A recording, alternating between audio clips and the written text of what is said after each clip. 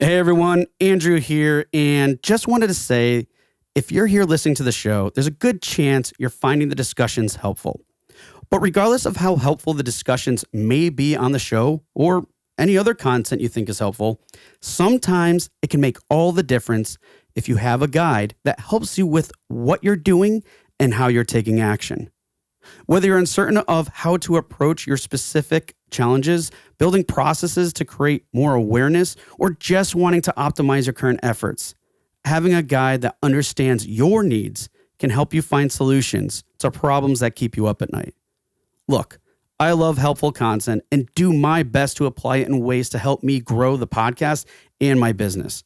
But I also know for a fact that navigating some challenges alone or even with a team can be a daunting task filled with uncertainty. It's also the reason why I have my own guides to help me on my journey. So if you feel that you're struggling with anything in yours or feeling uncertain about how to tackle your challenges, let's chat. I'm always happy to learn more about you, especially my listeners. So if you're up for a chat, please visit rengenmarketing.com and click on Let's Chat in the navigation menu. At the very least, my goal is to get to know you a little so I can help guide you in the right direction. So thanks again for being such great listeners, and let's get right to the show. Hey everybody, welcome back to another episode of Indie Game Movement, the podcast that talks about the marketing and business of indie games. I'm Andrew Pappas, your host, and this is actually part 2 of Unlocking Your Indie Studio Advantage over AAA Giants. So if you haven't listened to part 1 of this episode, please go back to the previous episode. It's really helpful for additional context, but there's still lots of helpful information there too. And in this episode, we're going to be continuing the conversation by talking about the advantages indies have over AAA studios. So again, you're going to hear the other part with our guest, Konstantin, to discuss what those advantages are, how you can apply them, and so much more in this episode. So thanks for listening. Thanks for tuning back in for part 2. And now let's get right to the show.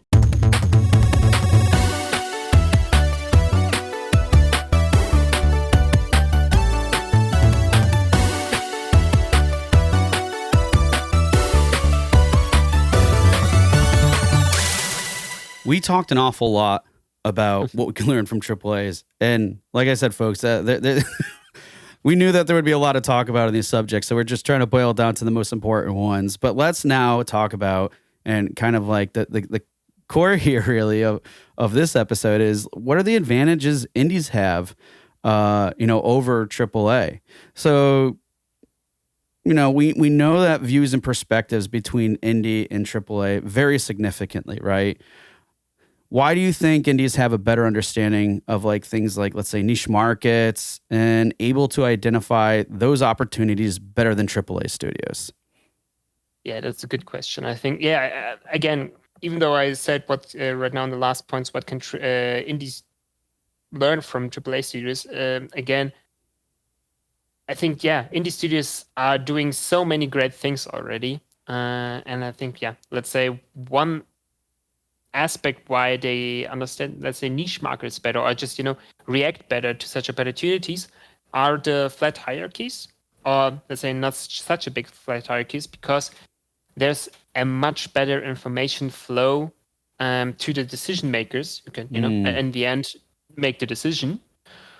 Again, a great example, let's say, a special TikTok trend, or maybe again an indie game trend example would be with Vampire Survivors. I think one of the early adopters were the dev who created 20 Minutes Till Dawn. Yep. It was very shortly created after the success of Vampire Survivors.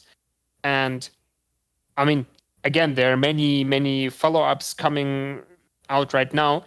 But to be honest, I'm not sure if I have seen a AAA version of it, but I'm sure that in this or next year, we will see a a game from a AAA studio publisher, which tries to attack this niche market with a big scale Vampire Survivor game. Yeah, and so, and then that's the benefit that you have. You can react much faster to it, right, to these informations, which are just keep coming every day. And just to add to that too, and I think the example you provided with Vampire Survivors, and then what was it, 20 minutes after? Till Dawn. Yeah, Till Dawn. That specific example is great because it really showcases this question in understanding niche markets, because it's like, I think the creator there was stating how he, of 20 Minutes Till Dawn, looked at this game, Vampire Survivors, what it was doing, and said, hey, I thoroughly enjoyed this and everything, but there were elements that I thought could be improved on that I would enjoy. And then that was validated with a lot of player comments too and things like that. Still a great game, but they're like, oh, wait, this would be cooler if maybe this could happen or this. And basically, I think that part of that whole advantage, especially from the niche markets, is understanding just being so much closer and in tuned to that community, to that market, then able to, pivot, shift, whatever. And like you said, relatively quickly. And that is like probably one of the most like biggest impacts, is like stopping on a dime, changing direction, whatever. You don't have to go through like stakeholders or investors or all these other people that are part of this like process to make a decision over the course of like months probably. And then by that time, it's like, wow, you missed that opportunity. And there's no way you can, and think about it, there's no way big, huge entities can operate like that, because they'd probably just be doing they got to pick a plan and really stay with it. And while that's a good focus, like you can't, there's some things to say when at least you have a plan, but maybe shorten that time window in order how to implement on it. And that resourcefulness is really big.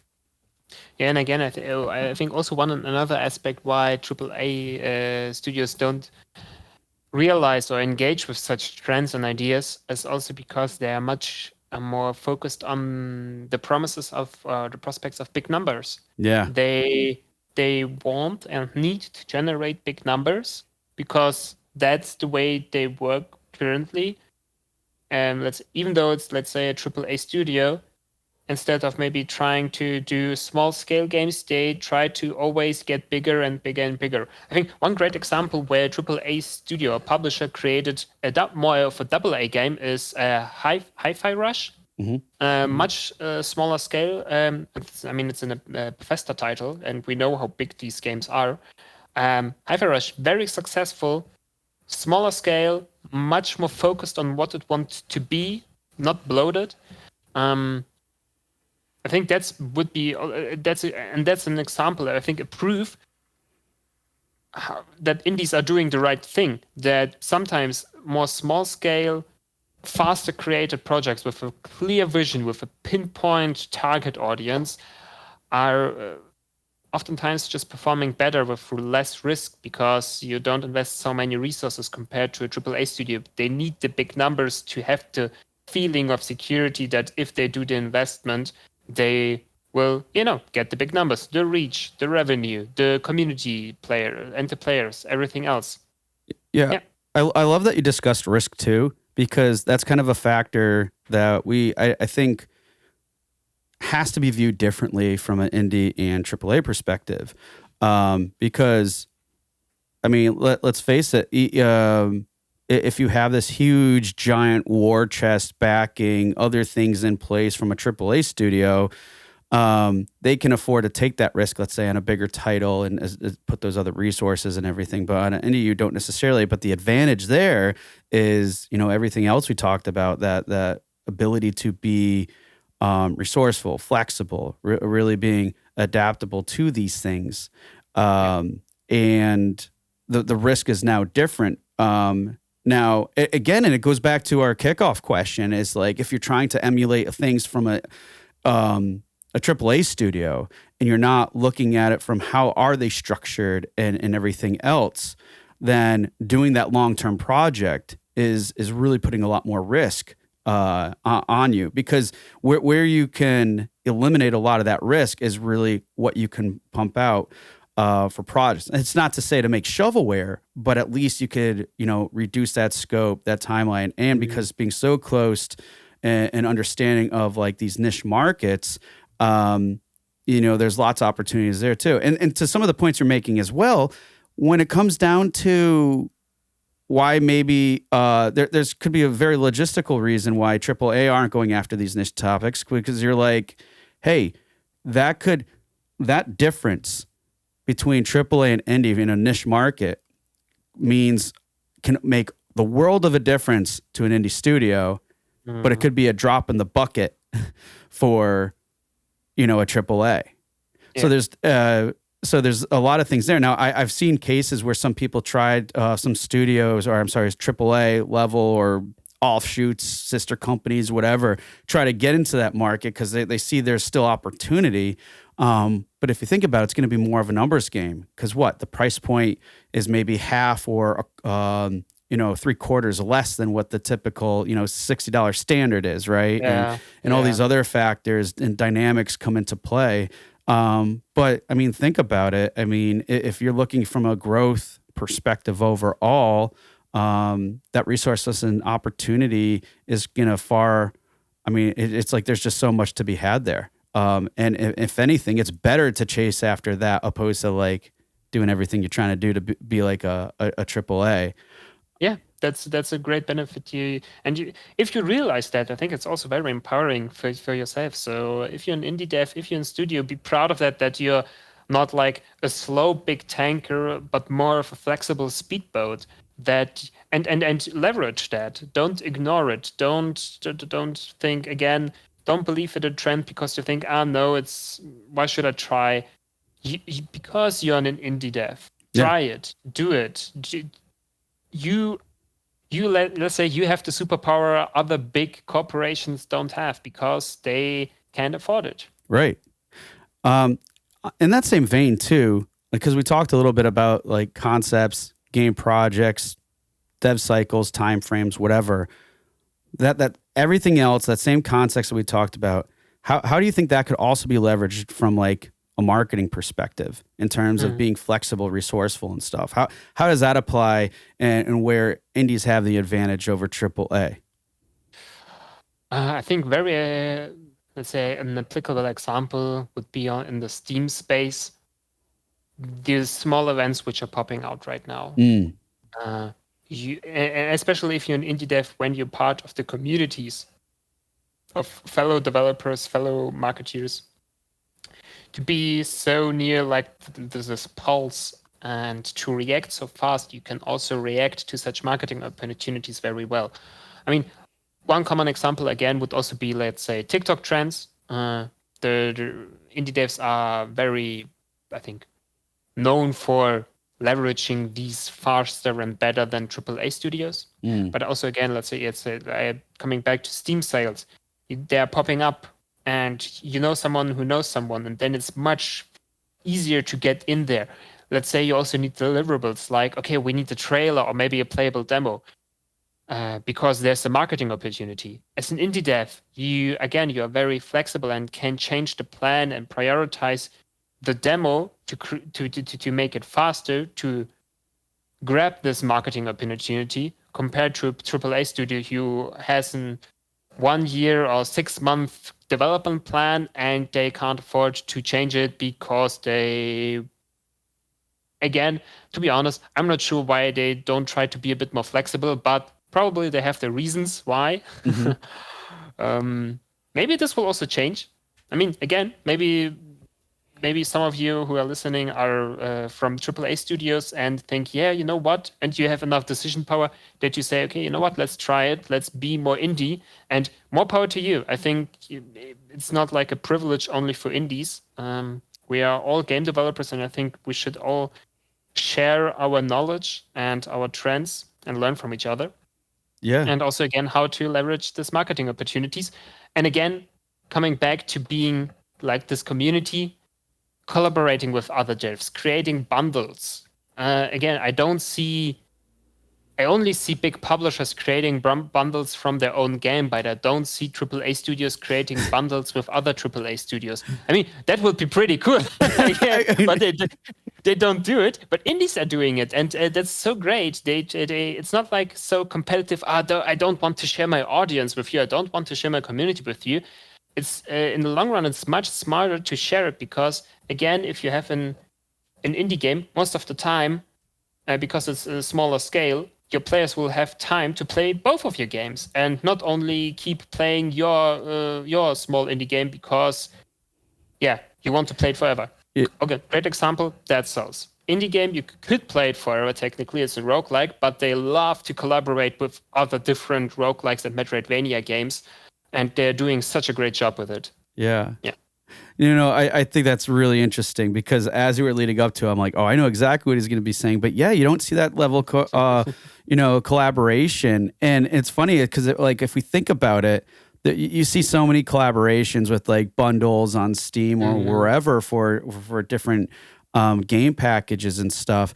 But then it's like non-existent now, and probably a different time conversation. But is there something from a economic reasoning when you get to be a size as big as AAA that's not conducive, or is it just simply a older traditional mindset that is limiting that potential huge growth? I mean, who knows? But I mean, it's just funny how much of a contrast there is in that.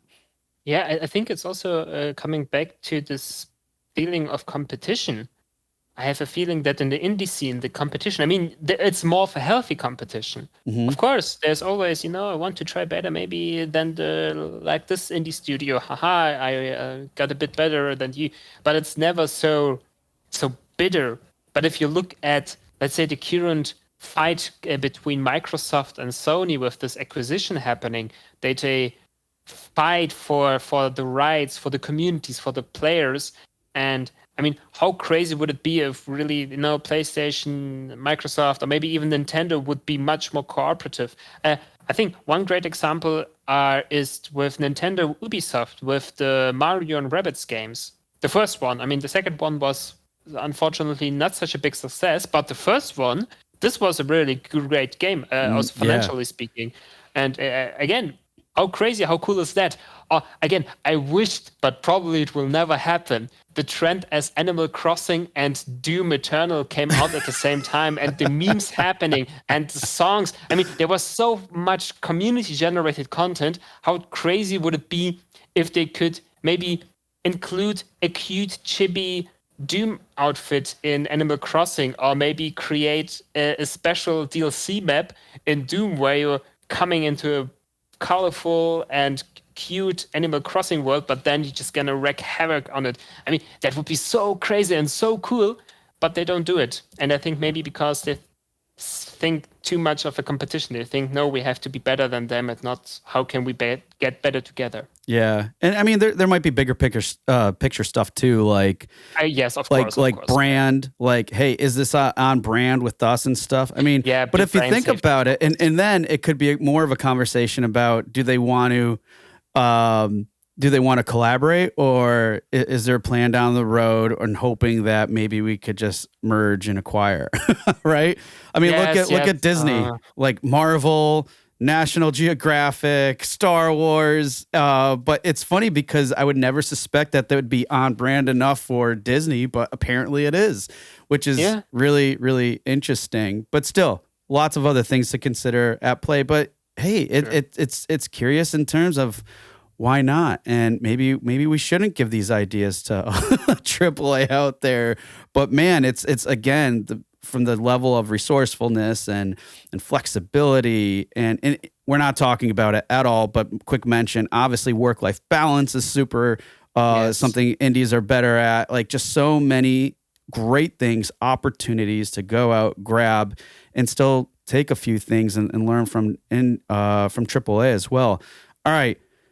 One last thing I want to talk about before we start to close here is like, as you mentioned way earlier in our conversation, and you yourself even called out to like communication, right? It's super important, and it's obviously important for AAA and indie studios.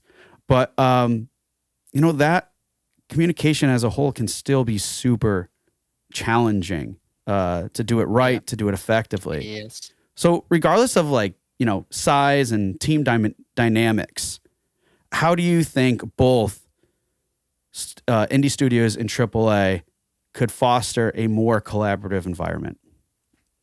Yeah, that's a great topic. As I mentioned, communication I think is key for great teamwork, and even if you solo dev communicating with fellow devs, partners, your community is essential. I think one very important aspect is to include, or maybe, at least look into it, of how to educate yourself and your team members regarding communication and what different communication styles there are, and also maybe how different people communicate differently. So, it's common that studios try to educate their team members with special courses for game design, art, engineering, something like that. But I think communication is something which is not so prominent in the minds of the decision makers, and I think it should be. I'm sure there are many great ideas in a big dev team or even in a smaller dev team which are never communicated because maybe the person don't know how to communicate it. Maybe the communication skill is, maybe they don't even have the feeling that they are in a communicative and open environment in their team that they can just verbally express this idea. So yeah, and I think just an example, again, of course, maybe the team lead and the studio should do their fair share and try to educate the team members. But again, I think everyone should also start looking at oneself, not blaming others and saying, no, my company should give me 3 hours so I can improve my communication. I think that's, to be honest, a stupid way of thinking. You just blocking yourself from, again, grabbing opportunities and improving yourself. So one example I can get is a book which helped me to develop this communication mindset is Surrounded by Idiots by Thomas Edison. It's a very entertaining book. To be honest, most of the things are more in the pseudoscience aspect of things. But again, the core message of the book is that there are many different communication styles. Everyone likes to communicate differently, be it to say something or to hear something. An example would be there are people who like to be very direct and very short sentences, just the distilled information. So if you know this person communicates like that, first of all, you can be prepared for such a communication. Myself, I like to talk a lot. So if I talk with someone in this style, I prepare myself. And to have much more success that my information reaches the ears and, again, of course, the mind of the listener, is to communicate in a way they can digest it much easier. So again, very short, precise, direct with such types of people. So yeah, just, take your time, do maybe some research. Again, I think there are also a lot of great YouTube videos which are also entertaining in a way. The book is entertaining. So yeah, take your time. Maybe also in your team, bring up the topic, say, hey, I would maybe also like to be educated more on the communication side of things. Again, maybe if your boss is an asshole, this could help too. Wink, wink. Yes. And but yeah, and yeah, just to close it up, it's also to accept. Again, I think communication is such a basic thing. We learn to talk very early in our life, and we think, yeah, we get it. We now have the words. So, and everyone should. I understand myself. Everyone else should understand me. But no, it's more complex than that, but it's very powerful. So I think to accept and to learn that communication is so powerful and can have such a big impact, motivates oneself to try to master this skill, and also to accept that this is like a lifelong journey to master it. You will never be perfect in communication. I'm trying to improve my communication right now for very focused on that for 4 years, and still I would say I'm not so great with that. But yeah, I try to improve little by little, and I think that also makes me a great team member and maybe also collaboration partner with other fellow devs and members of the games industry. So yeah. Yeah, no, I think you boiled it down great, said it greatly, and it sounds really about in the communication, especially when you're talking across departments, different types of people, whatever the case is, it really comes down to positioning having an understanding, some context, and ultimately, empathy, and all these Yeah. things go such a long way. So again, goals, objectives, all these other things can really align, and it goes on both sides. Indie studios, AAA.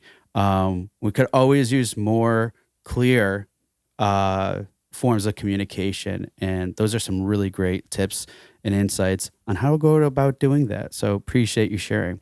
All right. That said, we talked about a lot today. Yes. All great stuff. We probably could have gone on a lot more, but we're here on time. So as we close, first, what are like a few suggestions, tips that you would recommend to our listeners today? I would say the first thing, just believe in yourself and be bolder. You're an indie, you have the opportunity to do crazy things, creative things. Just try it, just do it. Even maybe they won't be the big success you wished for, but it's also a learning opportunity for myself. So build up experience to also, get known. If you have this crazy sushi collaboration, maybe it won't generate the big wish lists or sales you wished for it, but you make maybe a name for yourself in the industry, and that's a cool thing. Another thing, also in regards of communication, but everything else regarding game development and the whole business, I would say take the time to educate yourself. Don't limit your... If you're very passionate, if you're passionate in this industry, and I think this industry is so giving. If you're passionate, you get so much from it. I love this industry. Every day I'm happy to be part of it. So maybe try to get some time to educate yourself, get better, and interact with fellow devs, studios, communities. There's so many things happening, so many information and stories that are shared. And yeah, it just makes it's a great feeling to hear it, but also to be heard. So yeah, that. And I think the last thing would be try to empower yourself, especially if you compare yourself with AAA.